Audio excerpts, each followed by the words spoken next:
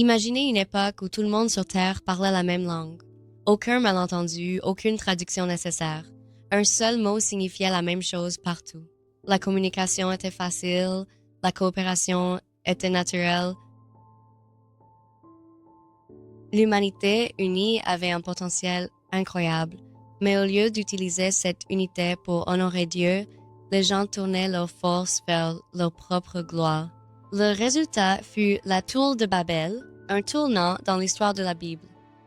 Aujourd'hui, nous allons explorer ce qui s'est passé à Babel, pourquoi Dieu a agi et quelles leçons cela nous réserve. L'histoire commence dans la Genèse 11, mais le contexte vient de la Genèse 9 et 10.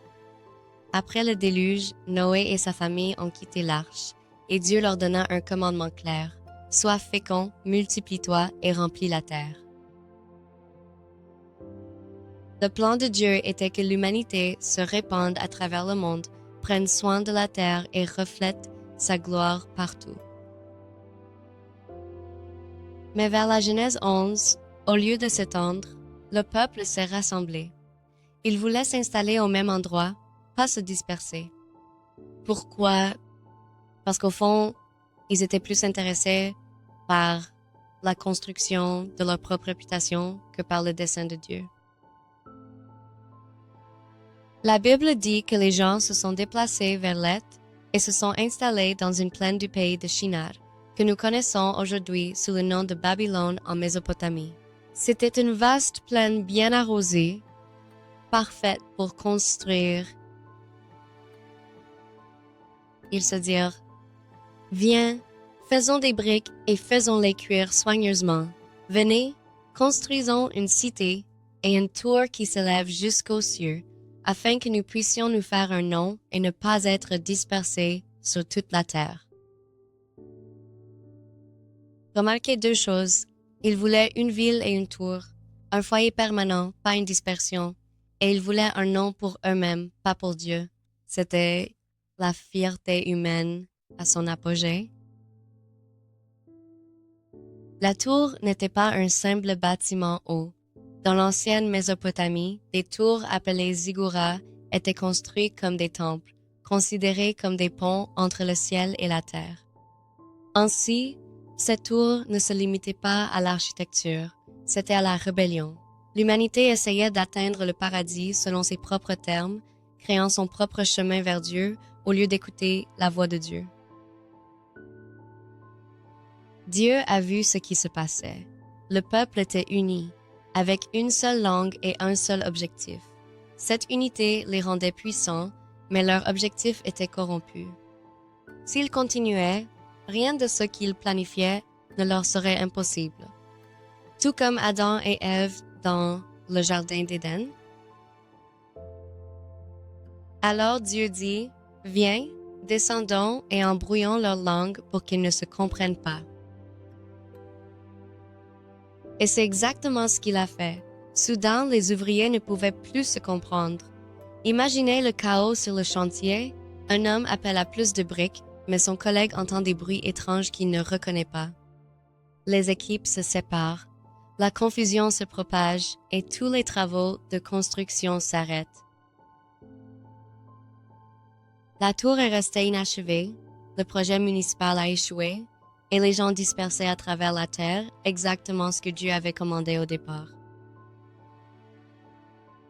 Cet endroit s'appelait Babel, ce qui signifie confusion, et à partir de là, les langues et les nations se sont répandues à travers le monde. L'histoire de Babel est courte mais puissante. Faisons une pause et réfléchissons à ce qu'il nous enseigne. Les gens de Babel voulaient se faire un nom. Ils voulaient grimper au paradis selon leurs propres termes. Mais l'orgueil humain échoue toujours. Le plan de Dieu réussira toujours. L'unité peut être une bénédiction, mais seulement lorsqu'elle est utilisée pour la gloire de Dieu. À Babel, les gens étaient unis dans la rébellion, et ce genre d'unité est dangereux. Dieu a dit à l'humanité de remplir la terre. Ils résistèrent, mais finalement, Dieu les dispersa quand même. Sa volonté prévaut toujours. La tour était la tentative de l'humanité d'atteindre Dieu par ses propres efforts. Mais la Bible enseigne que le salut n'est pas quelque chose qu'on peut construire avec des briques ni gagner par des œuvres. C'est le don de Dieu donné par son Fils Jésus-Christ. La confusion des langues à Babel trouve un écho étonnant dans le Nouveau Testament. Dans Acte 2, à la Pentecôte, Dieu accomplit à nouveau un miracle avec le langage, mais cette fois pour unir les gens dans la vérité. Les apôtres prirent la parole, et des gens de nombreuses nations entendirent le message dans leur propre langue. Là où Babel divisait les gens, la Pentecôte les rassemblait en Christ. Cela nous montre que la véritable unité ne se trouve pas dans la fierté ou l'ambition humaine. La véritable unité vient de Dieu par son esprit et est centrée sur son Fils. La tour de Babel évoque également un autre grand thème de la Bible, Babylone. Babel devint plus tard Babylone, un symbole d'arrogance humaine, d'idolâtrie et de rébellion contre Dieu. Dans l'Apocalypse, Babylone, la Grande, représente la fierté et la corruption du monde qui tombera un jour. De la toute première Babel à la Babylone finale, l'orgueil humain est tourné contre Dieu. Mais la Bible nous assure, le royaume de Dieu triomphera. L'histoire de Babel n'est pas qu'une histoire unique. Il nous parle aujourd'hui. Nous vivons dans un monde rempli de tours, pas seulement de gratte-ciel, mais aussi de réalisations humaines, de fierté et de gloire personnelle. Les gens essaient toujours de se faire un nom, que ce soit par la richesse, la technologie ou la célébrité. Mais la question est, pour quel nom construisons-nous? À nous ou à Dieu?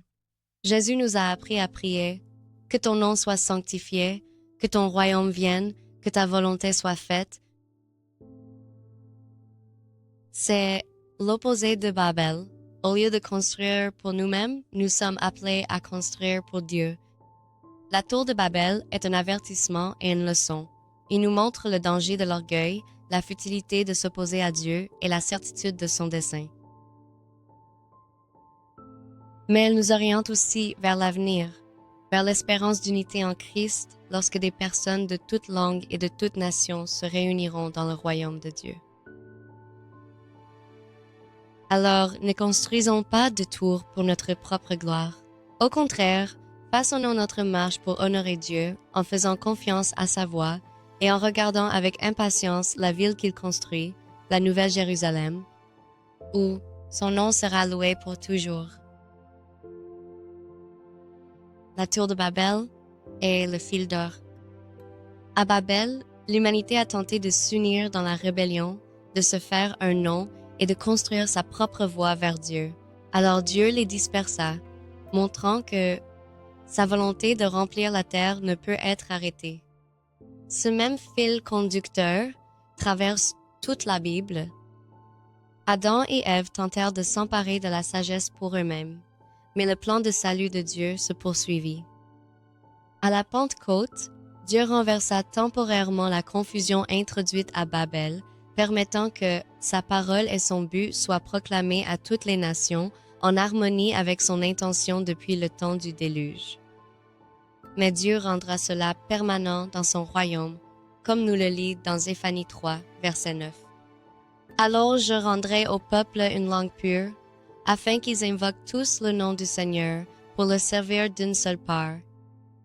Puis, la division cède la place à un culte unifié sous Jésus, alors que nous ouvrons Zacharie 14, verset 9. Le Seigneur sera roi sur toute la terre, et son nom ne fera qu'un. Ce que l'humanité a tenté de construire pour son propre nom à Babel, Dieu accomplira pour son nom dans son royaume par Jésus-Christ. Une famille, un culte et une seule langue. Le fil d'or, c'est que Dieu bâtit son nom, pas le nôtre. Les tentatives humaines de le remplacer échouent toujours, mais son royaume réussira. Il existe une autre façon de nous accompagner dans ce voyage, qui explore plus en détail les aspects pratiques de la marche vers le royaume de Dieu. C'est notre cours gratuit, multilingue et basé sur la Bible, un cours vidéo gratuit de 30 leçons couvrant tous les aspects de la Bible et de la vie quotidienne. Et si vous avez des questions sur les Écritures, il existe un système de chat multilingue sur le site où vous pouvez poser toutes les questions sur les questions scripturaires. Pour accéder à l'une d'elles, il vous suffit de visiter le site web listé ci-dessous. Si nous n'avons pas encore de vidéos ou de cours dans votre langue, veuillez nous envoyer un email à l'adresse indiquée en nous indiquant ce qui vous intéresse et votre langage, et nous ferons de notre mieux pour les créer pour vous.